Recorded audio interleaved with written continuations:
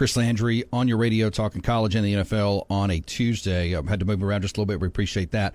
Go to LandryFootball.com and, of course, Landry Football on X. Chris, I've been talking a little bit about what your point is to that is, if you take this past year's final poll, Arizona was number 14 in the poll. Let's just say they won the Big 12. Well, they would get that automatic qualifier. And then you talk about the next highest team, which would be a group of 5 team.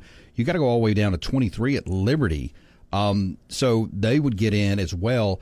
I'll be interested to see if let me see how to frame this up. The committee and the way that they put the poll together, if maybe they give a little more credence to a 13-0 Liberty in a situation like this, or will they still just keep it the same? And then all of a sudden, like you said, people's heads will explode. Wait a minute. What do you mean Liberty's 23rd? How are they in the playoff? That's right. And not only that, how do they get a bye? I mean, they're one of now they're there, and then you're telling me that the second best team in the SEC or Big Ten has got to now go win an extra game.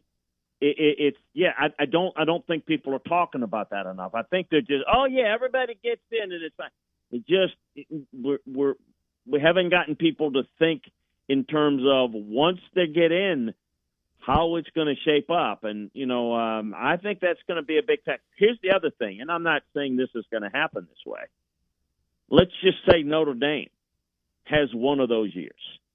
They're 12-0, and they look like a great. Not going to be. They're going to have to win that extra game. They can't win a conference. They're not in the conference because they see it's their fault. They should belong in the conference. I get all that, but there again, that's going to be all right, they're a great-looking team. They're an independent, so they're completely ineligible. Now, they agreed to it because in their eyes, they're going to get to play an extra game, and it's going to, in that case, be on their home stadium.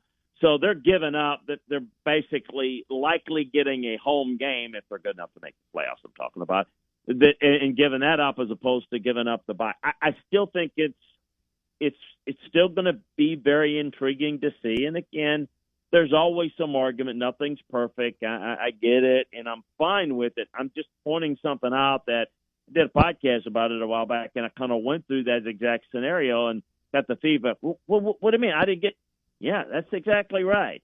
The ACC, and I know the ACC still – Clemson's still good. Florida State's still good. But let's look at the Big 12 now.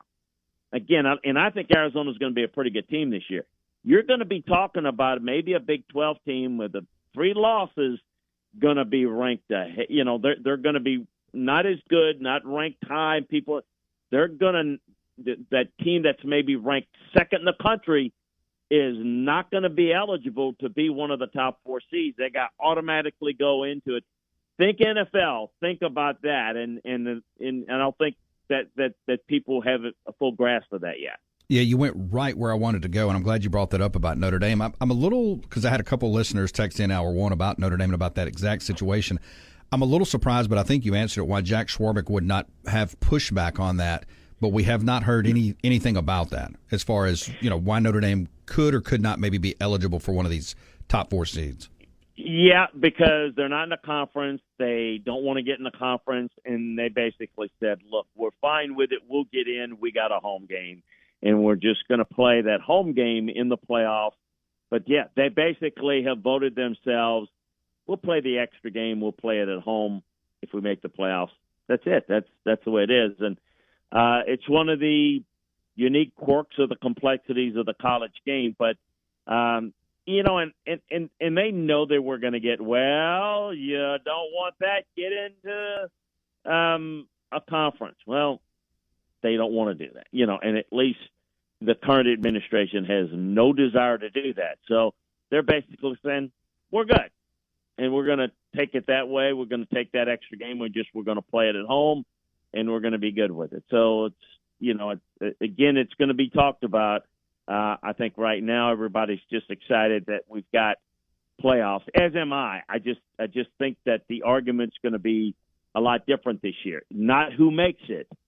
But man, I forgot that that this doesn't look right. It doesn't feel right, and again, you deal with that in the NFL. But for some reason, it's just going to resonate more, Jacob, in college, because in college it's always. I mean, you know how it is. This last year it was Florida State deserves to get in or didn't. That was the argument. Now we're going to move to a different argument. We'll still have the argument about this team got in over that team, but I think it's going to move towards, man, I can't believe it. We're Georgia, and I'm a Georgia fan or whatever. Think about this. The Ole Miss fans, I don't know that I think Ole Miss is as good as people are predicting, but I think they're going to be good. But yeah, you can be really good, and maybe you have a great record and against a great schedule. Unless you win the SEC, you're not going to be one of the top 4 seeds.